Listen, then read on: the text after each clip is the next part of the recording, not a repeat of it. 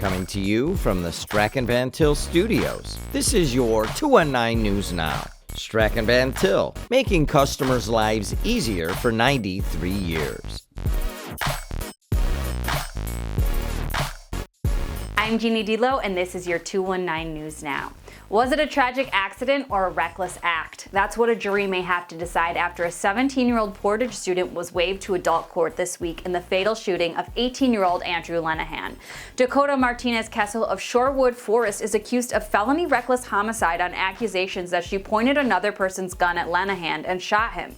Her attorney says she was told the gun was unloaded. Records show that a witness tells a different story. This all happened at a gathering in Union Township in October.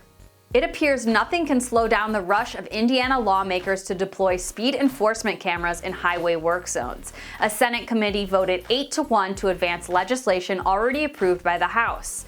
Leaders connected to road construction said it's urgently needed to protect workers and motorists. Speed kills, said Brian Gould of the Build Indiana Council. We're seeing more cars on the road traveling faster than ever before.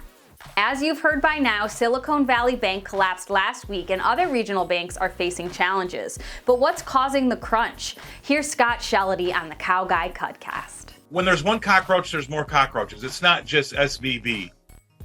A lot of the banks around you, I'm sure, have invested in short-term paper with a bad interest rate, right? And now the paper they bought is worth less, but they're still going to get that interest rate, which is fine, which is what they wanted. But if they needed to raise capital quickly, they would have to sell those bonds at a loss because they're not able to hold them to the maturity of that bond. For a full discussion of the challenges facing regional banks, go to the Cow Guy Cudcast on jed-tv, Apple, or Spotify. It's not only Purdue's Zach Edey who's set to draw double teams as the NCAA men's basketball tournament opens up this week. Another first-team All-American is set for the same treatment. Indiana coach Mike Woodson said that the Kent State Golden Flashes will no doubt double team Trace Jackson Davis because he's simply good at putting the ball in the basket.